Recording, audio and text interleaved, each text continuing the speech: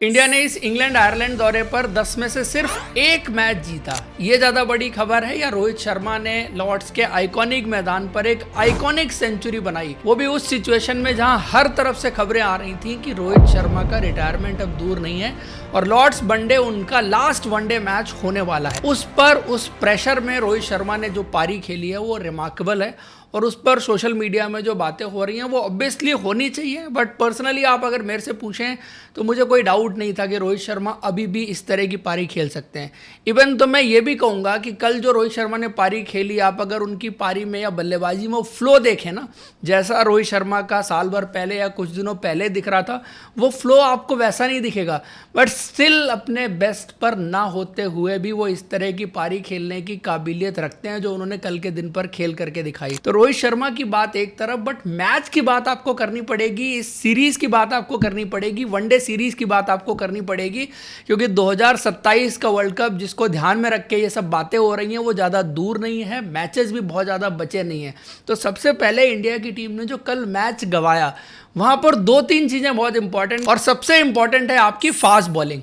Fast bowling ने last के 5 over में जो 80 ऑड रन दिए वही सबसे बड़ा डिफरेंस मेकर था। शुभमन गिल ने भी कहा कि लास्ट के 5 ओवर में जो रन हमने ज़्यादा दिए वहां पर मैच हम हारे। और उसके अलावा आप थोड़ा मिडिल ऑर्डर के बारे में भी बात कर सकते हैं कि आपका मिडिल ऑर्डर उस तरह से परफॉर्मेंस करके नहीं दे रहा जहां पर टॉप 3 बल्लेबाजों ने अच्छा फाउंडेशन सेट करके दिया था। और अगर आपके मिडिल ऑर्डर और लोअर मिडिल ऑर्डर में से कोई बल्लेबाज चल गया होता, जैसी पारी जॉस बटलर ने खेली, एकदम वैसी नहीं भी खेलता या उससे मिलती जुलती पारी अगर कोई खेल सकता था तो आपके लिए मैच बन सकता था। तो ये दो चीजें जो है वो एड्रेस करने वाली हैं इंडियन टीम के लिए आगे आने वाले टाइम में। और उससे बड़ी एक और चीज है जो ऑफ द फील्ड है कि हम सिलेक्शंस किस तरह से कर रहे हैं।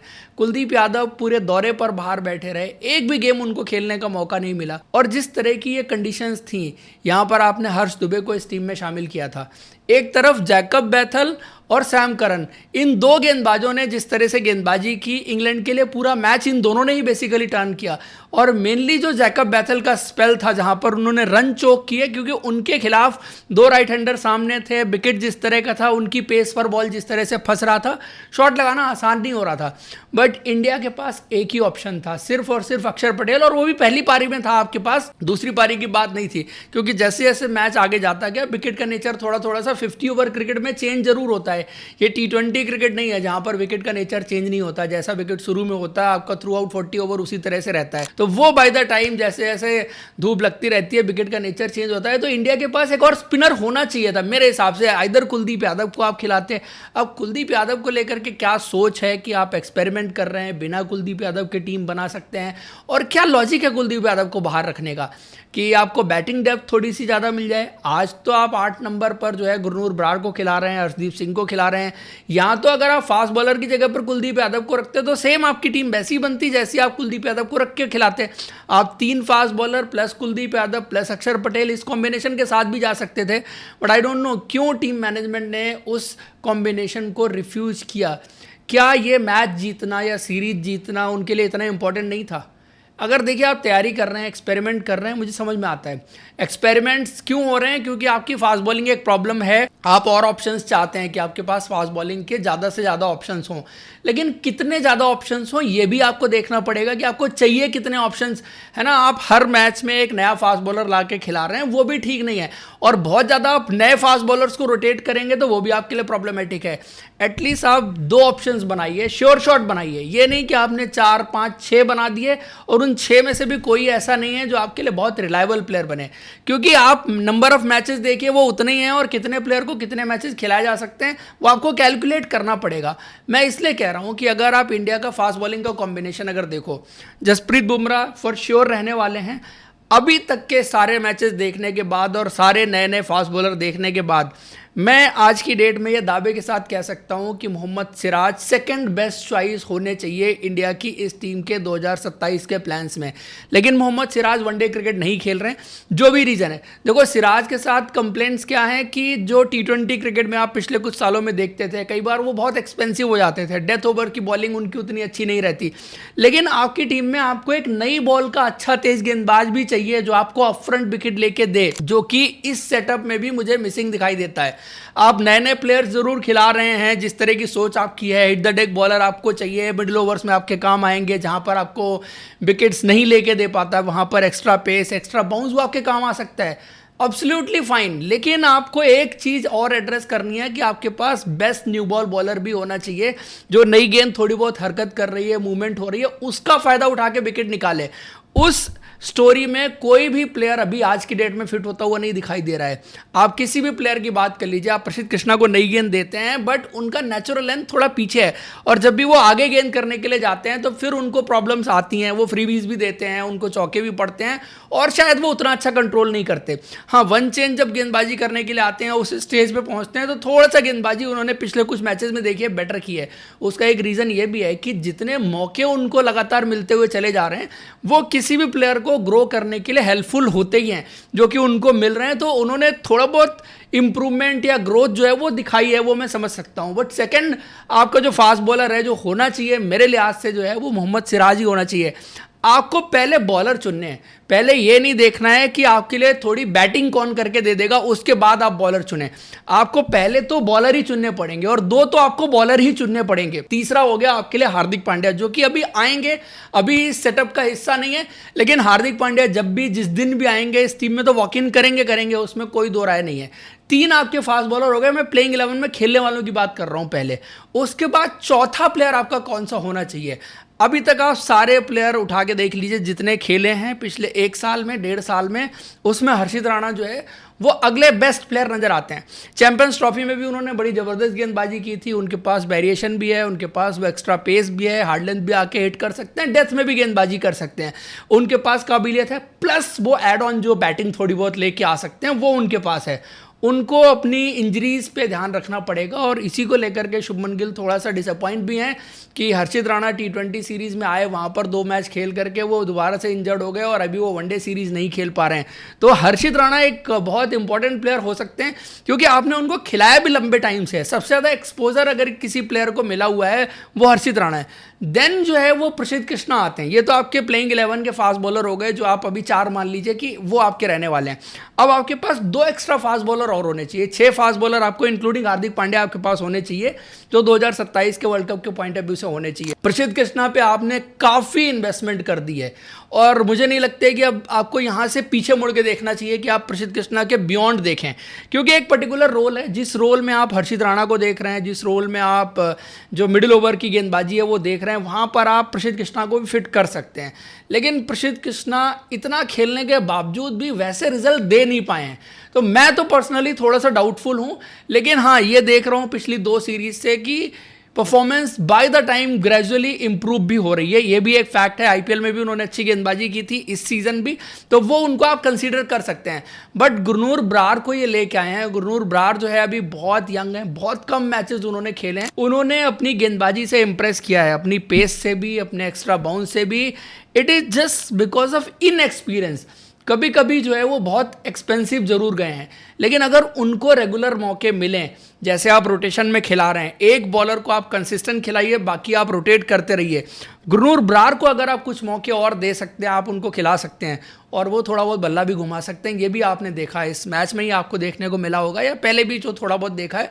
तो डाउन द ऑर्डर जो टेलेंडर्स हैं, जिनके आर्क में बॉल अगर आ जाए तो फिर बाउंड्री के बाहर भेजने की काबिलियत रखते हैं, उतना कम से कम वो कर सकते हैं। अदरवाइज हमारे टेल एंडर कभी कभी यूजी चहल, कुलदीप यादव, जिनका बल्ला ही नहीं घूमता, मतलब उनसे छक्का तो कभी सपने में ही लगता होगा, रियल में तो छक्का मारने की काबिलियत नहीं रखते, और नीचे आके कई बार आपको वो एबिलिटी चाहिए होती है। तो थोड़ा बहुत मार्जिनल डिफरेंस 5, 7, 10 रन का भी ना गेम डिसाइसिव जो है वो साबित हो सकता है गेम में, अगर आप देखें तो। गुरनूर बरार को मेरे हिसाब से जरूर आप कंसीडर करें। अभी जो प्रिंस यादव को out of the syllabus suddenly लेके आ गए इस आईपीएल के बाद, ये आप जबरदस्ती लेके आए हैं, और प्रिंस यादव को लाने से ये नहीं हो रहा है कि आपके पास एडिशनल ऑप्शन आ जा रहा है। आपके जो पहले के बने हुए ऑप्शंस हैं, आप उनको ढंग से एक्सप्लोर नहीं कर पा रहे हैं। ठीक है, आपने एक ऐड ऑन कर लिया, बट प्रिंस यादव ने T20 में ठीक ठाक गेंदबाजी कर दी। आप अगर प्लेयर टू प्लेयर कंपैरिजन में जाएं, कौन ज़्यादा पोटेंशियल रखता है, कौन ज़्यादा आपके रोल के हिसाब से ज़्यादा सूटेड है, क्योंकि आप एक पर्टिकुलर रोल में प्लेयर देख रहे हैं। प्रिंस यादव जब नई गेंद करने की बात आएगी, नॉट द बेस्ट बॉलर आपके पास, उधर आपके पास बुमराह और सिराज पर ही आपको रिलाय करना पड़ेगा, और हार्दिक पांड्या हो सकते हैं जो आपके वन चेंज गेंदबाजी कर सकते हैं, और आज की डेट में उनके पास इतना एक्सपीरियंस है कि वो एक एंड से नई गेंद भी संभाल सकते हैं अगर आपको जरूरत पड़े तो उधर का आपको शॉर्टेड हो जाता है। मिडिल ओवर्स और डेथ ओवर्स आपको देखना है, एक आपको जसप्रीत बुमराह मिल जाएगा, दूसरा सिराज ने भी काफ़ी इंप्रूवमेंट दिखाई है उस एस्पेक्ट ऑफ द गेम के हिसाब से भी अगर आप जाएं तो फिर आपको प्रिंस यादव जो शायद डेथ में थोड़ा सा बेटर गेंदबाजी कर रहे हैं, अगर आप देखिए आईपीएल में भी आपने देखा था कि जब बैट्समैन उनके पीछे जा रहा तो वहाँ पर उस स्टेज पर उन्होंने अच्छी गेंदबाजी की है, और मेनली आप यहाँ पर भी जो सीरीज हुई है वहाँ पर भी आपको सेम चीज़ देखने को मिली है। तो कई बार हम बॉलर सेलेक्ट कर रहे हैं सेम टाइप के सेम कैटेगरी के, आपने 4-5 बॉलर सेलेक्ट कर लिए, तो आई थिंक वहाँ पर थोड़ा सा ओवरडू हो रहा है। अब रीज़न क्या है I don't know, but I think मेरे हिसाब से 5-6 बॉलर जो हैं आपने खिला के देख लिए हैं, उसमें आप बहुत ज़्यादा नंबर्स ऐड ऑन मत करिए, क्योंकि आपके पास नंबर ऑफ मैचेस नहीं है, और मैचेस आपको इन प्लेयर्स को देने पड़ेंगे जो आपके मेन स्कीम ऑफ थिंग्स का हिस्सा हैं, जिनको आप खिलाने वाले हैं, सेलेक्ट करने वाले हैं 2027 के वर्ल्ड कप के पॉइंट ऑफ व्यू से। एक तो फास्ट बॉलिंग वाली ये चीज हो गई, दूसरा स्पिन डिपार्टमेंट में अक्षर पटेल ठीक ठाक काम कर रहे हैं अभी आज की डेट में। वॉशिंगटन सुंदर जो है वो इंजर्ड हो गए, हर्ष दुबे को आप सेलेक्ट करके लाए थे, आई थिंक खिलाने को आप लास्ट मैच उनको भी खिला सकते थे, इसलिए खिला सकते थे क्योंकि विकेट जिस तरह का था वो अगर आप सही से रीड करते, और जैकब बैथल ने देखिए जिस तरह से गेंदबाजी की, तो आपको एक एड ऑन बॉलिंग का ऑप्शन भी देता और बैटिंग का ऑप्शन भी देता, वो भी हो सकता था। बट आई वुड से कि आपको कुलदीप यादव को प्रेफर करना चाहिए instead of playing these 4 fast bowler, आपको 3+ कुलदीप यादव के साथ खेलना चाहिए था, जो कि इंडियन टीम ने नहीं खेला, और वो मार्जिनल डिफरेंस आपको देखने को मिलेगा। अब आ जाइए आपका इंडिया का मिडिल ऑर्डर जिस तरह से स्ट्रगल करता हुआ नजर आ रहा है, स्ट्रगल तो नहीं कहूंगा मैं, ये 2-3 मैचेस की बात थी और यहाँ पर अपॉर्चुनिटीज भी उस तरह से नहीं मिली। एक तो ये विकेट थोड़े से डिफरेंट हैं जो इंडियन कंडीशंस या जैसी जनरली वनडे विकेट्स होती हैं उसके पॉइंट ऑफ व्यू से अगर आप देखो, और इंग्लैंड ने इस बार किया भी टैक्टिकली है कि T20 में भी आपको थोड़ा सा चैलेंजिंग विकेट दी और वनडे क्रिकेट में भी आपको थोड़ा सा चैलेंजिंग विकेट दी, तो उतना ईजी नहीं है। जैसे इंडियन कंडीशंस में क्या होता है, मिडिल ऑर्डर में बैट्समैन आया और आते ही सीधा आपके चौके छक्के लगने शुरू हो जाते हैं, यहाँ पर आपको टाइम चाहिए और आपको टाइम लेना पड़ेगा। इसमें एक अच्छा एडिशन मैं कहूँगा कि ईशान किशन का जो कम से कम हुआ है, इंडिया को एक लेफ्ट हैंडर हर हाल में चाहिए था। अभी कॉम्बिनेशन में ये क्या करने वाले हैं, इसी तरह का सेम कॉम्बिनेशन रहने वाला है या अक्षर पटेल भी इस कॉम्बिनेशन से बाहर जा सकते हैं, क्योंकि इंडिया को ये डिसाइड करना पड़ेगा कि आपको 7 बैटिंग ऑप्शन चाहिए या 8 बैटिंग ऑप्शन चाहिए। हार्दिक पांड्या तो फॉर श्योर जो है वो इस टीम में आएंगे, और मुझे नहीं लगता है कि साउथ अफ्रीकन कंडीशंस के हिसाब से आप अक्षर पटेल को जो है वो नंबर 5 के बैट्समैन के रूप में देखेंगे। जैसे आप चैंपियंस ट्रॉफी में देख रहे थे उनको खिलाया, उन्होंने अच्छा भी किया। वॉशिंगटन सुंदर के पास कैपेबिलिटी है, वो खेल सकते हैं, बट आप देखिए वो बार बार इंजर्ड ही हो जा रहे हैं। इसलिए ईशान किशन का इस मिडिल ऑर्डर में आना आई थिंक बहुत इंपॉर्टेंट रोल प्ले करेगा इंडियन टीम के टैक्टिकल पॉइंट ऑफ व्यू से। उसमें एक चीज़ और हो रही है कि आपका श्रेयस अय्यर 1 नंबर नीचे जा रहे हैं और फिर सारे बैट्समैन लाइन से जो है वो 1-1 नंबर नीचे होते हुए चले जा रहे हैं। But I think Indian team जो है वो उस पॉइंट ऑफ व्यू से भी सोच तो रही है कि आपको लेफ्ट हैंडर चाहिए, और दूसरी ये भी चीज़ थी कि आप ईशान किशन को जब लेके आए हैं तो कभी ना कभी किसी ना किसी स्टेज पर तो आप खिलाएंगे ही खिलाएंगे। आई थिंक मिडिल ऑर्डर मेरे हिसाब से उतना बड़ा उतना सीरियस कंसर्न नहीं है। लोग जरूर बात कर सकते हैं कि पहले 3 ने इतने रन बना दिए थे फिर इनको चेज डाउन करना चाहिए था। देखो ये वैसी कंडीशंस नहीं थी जहां पर आए और आपने आते ही शॉट्स लगाना शुरू कर दिया। ईशान किशन जरूर थोड़ा सा अंडर प्रेशर दिखे, वनडे क्रिकेट में जो है वो वापसी हो रही है उनकी।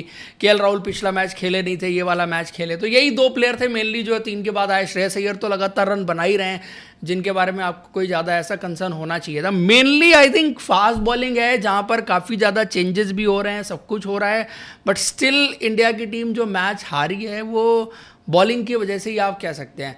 अदरवाइज देखो 360 तो इंडिया ने बना ही दिए थे, और 387 इस विकेट पर जहां पर थोड़ा सा बॉलर्स के लिए कुछ है वहां पर चेज डाउन नहीं होता। उन विकेट्स पर 387 चेज हो सकता है जहां पर जो है वो अच्छा बैटिंग पैराडाइज है एकदम पे, जहां पे आप टांग रखें और शॉट लगा दें। फिर भी इंडिया ने बहुत अच्छा किया वहां तक पहुंचने के लिए। अगर आप देखिए टॉप ऑर्डर की परफॉर्मेंस जिस तरह से रही, आप लोग को क्या लगता है इंडिया का कॉम्बिनेशन जो मैं बॉलिंग और मिडिल ऑर्डर की बात कर रहा हूँ उस पर आपकी क्या राय है, कमेंट करके बताइए। और वीडियो इन्फॉर्मेशन के लिए लाइक और चैनल को सब्सक्राइब जरूर करिए अगर अभी तक आपने हमारे चैनल को नहीं किया है। Thank you, see you in next video.